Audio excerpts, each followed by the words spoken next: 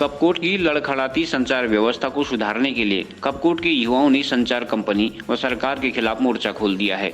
युवा कांग्रेस के प्रवक्ता भूपेंद्र कोरंगा ने कपकोट में पद यात्रा के उपरांत यहां पत्रकारों को बताया कि कपकोट के मल्ला धानपुर सहित पूरे क्षेत्र की संचार व्यवस्था ध्वस्त हो गई है।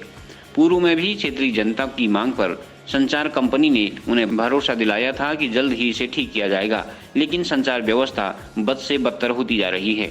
लोग इंटरनेट सुविधा का लाभ नहीं उठा पा रहे हैं। उन्होंने कहा कि 7 दिन के भीतर यदि संचार सुविधा ठीक नहीं की गई तो क्षेत्रीय जनता के साथ आंदोलन किया जाएगा।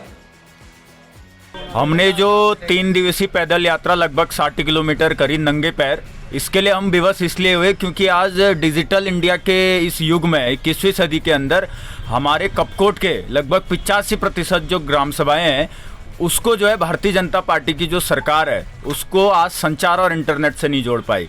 पूर्व में सन 2019 में भी बर्फ में लगभग हमारी 60-70 किलोमीटर यात्रा चली थी, उसके बावजूद भी कोई उसमें सकारात्मक कार्रवाई नहीं हुई।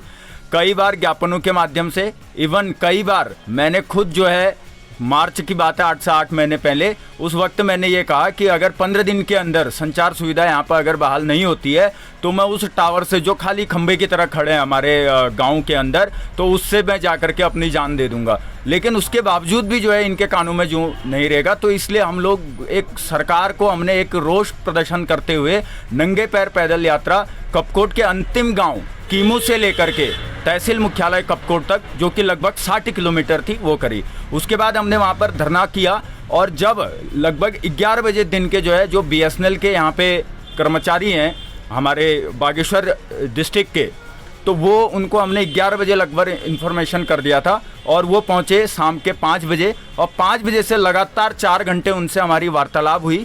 और हमारी ये मांग थी कि इतने सालों से जो हम कह रहे हैं कि कपकोट को जो है संचार व्यवस्था से आप जोड़ने का काम करें कपकोट के गाँवों को, तो वो कहीं ना कहीं हमको इग्नोर करने का काम कर रहे हैं। तो कल हमने उनको ये बोला कि आप लिखित रूप में दें कि कब तक जो है हमारी संचार और इंटरनेट की व्यवस्था वहाँ पे हो जाएगी।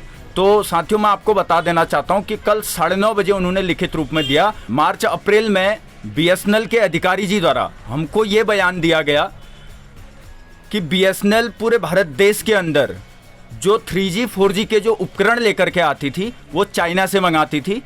क्योंकि लॉकडाउन है, चाइना से माल आना बंद हो चुका है, उपकरण आना बंद हो चुका है, तो इस वजह से हम लोग BSNL के जो टावर हैं उनको अपग्रेड नहीं कर पा रहे हैं। और भारत के अंदर भारत सरकार ने BSNL, जो कि भारत सरकार का ही उपक्रम है, उसने कोई भी मैन्युफैक्चरर ऐसा तय नहीं किया है जहां से वो उपकरण बन पाए भारत के अंदर। तो इस वजह से 3G और 4G में जो है अपग्रेड नहीं हो रहे हैं BSNL के टावर। लेकिन वही 8 महीने बाद जब हम नंगे पैर पद यात्रा करते हैं तो उस वक्त उन्हीं अधिकारी के द्वारा हमको ये बयान दिया जाता है कि BSNL के अंदर, BSNL जो डिपार्टमेंट है, जो कि भारत सरकार का जो उपक्रम है, उसके पास में बजट नहीं है नए टावर लगाने का और 3G 4G में 2G टावरों को अपग्रेड करने का। तो हम ये पूछना चाह रहे हैं सरकार से, हम BSNL से ये पूछना चाह रहे हैं कि 8 महीने पहले आपका कुछ अलग बयान था और आज आपका कुछ अलग बयान है। पहला सवाल हमारा ये है। दूसरा ये है, हमने फिर उनसे लिखित रूप में ये लिया कि आप जो है जो खर्चा आ रहा है हमारा 3G 4G करने में BSNL के टावर को, तो उसकी आप हमें डिटेल बताइए कि कितना खर्चा आ जाता है। और नया टावर लगने में, क्योंकि कपकोट के ऐसे भी क्षेत्र हैं जहां पर टावर खड़ा ही नहीं है और कुछ जगह पर खाली खड़ा है तो वो 3G 4G है नहीं, तो जिस वजह से इंटरनेट नहीं चला पाते हैं। इंटरनेट ना होने से बहुत सारी दिक्कतों का हमको सामना करना पड़ता है। तो हमने ये कहा कि आप लिखित रूप में दें, तो उन्होंने लिखित रूप में हमको ये दिया है कि धनराशि हमारे पास में नहीं है। तो हमने उनको ये मांग करी है कि आप एक एस्टिमेट बनाइए, एक पूरा कोटेशन बनाइए कि 3G 4G में अपग्रेड जो 2G टावर है उसमें कितना खर्चा आता है, पहली बात। और दूसरी बात, नए टावर लगने में कितना खर्चा आता है। तो उन्होंने, उनके जो शीर्ष अधिकारी थे, उनसे बात करके अगले 7 दिन में लिखित रूप में हमको दिया है कि अगले 7 दिन के अंदर हम लोग, उसकी कॉपी भी हमारे पास है जो हम आपको उपलब्ध कराएंगे अभी। उन्होंने ये लिखा है कि अगले 7 दिन के अंदर हम जो व्यय आएगा 4G 3G में कन्वर्ट करने का टावरों का, वो और नए टावरों को लगने का, वो हम आपको देंगे। और उसके बाद जो है हम उनको हायर जो उनके अधिकारी हैं वहाँ भेजेंगे और तब जा करके अगले 6 महीने के अंदर टावर लगेगा। तो हमने आज एक तहसीलदार महोदय और बीएसएनएल को हमने ये बोला है कि अगर 7 दिन के अंदर आप एस्टिमेट बना करके हमको नहीं देते हैं तो हम बीएसएनएल का जो कार्यालय है वहाँ पर हम धरना करेंगे।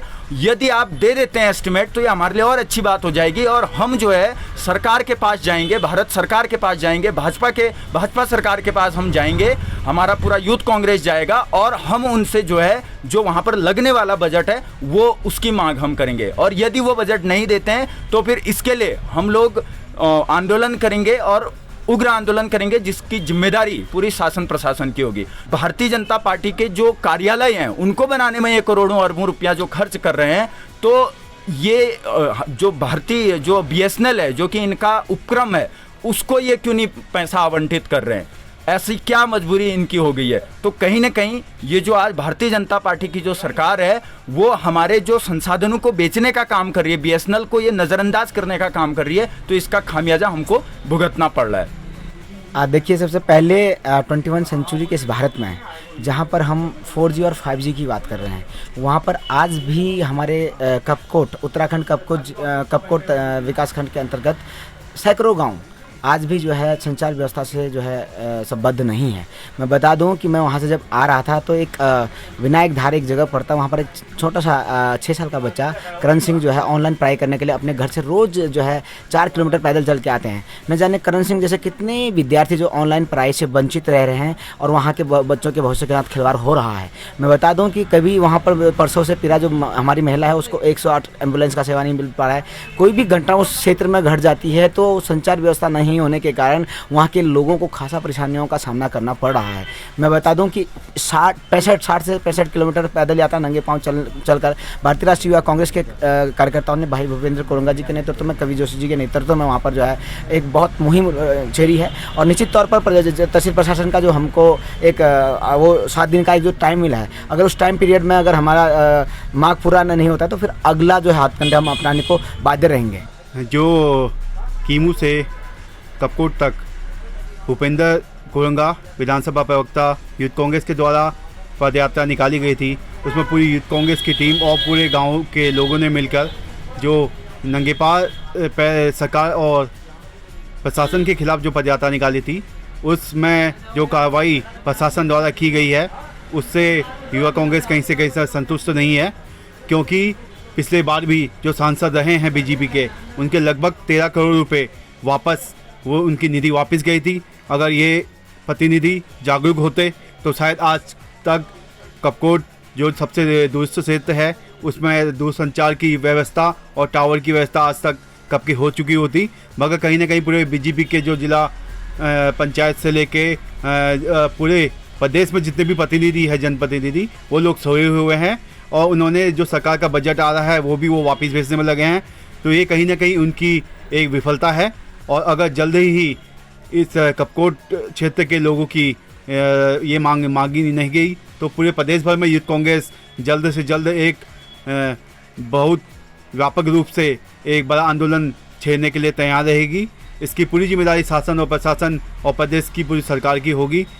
और मैं आगे भी जो भूपेंद्र भाई द्वारा जो भी आंदोलन आगे को चलाए जाएंगे उसमें यूथ कांग्रेस बढ़ चढ़ कर हिस्सा लेगी और उनके इस प्रयास को मैं सार्थक सिद्ध करने तक हम लोग यूथ कांग्रेस पूरी टीम उनके साथ खड़ी है। CCN न्यूज के लिए ब्यूरो रिपोर्ट बागेश्वर।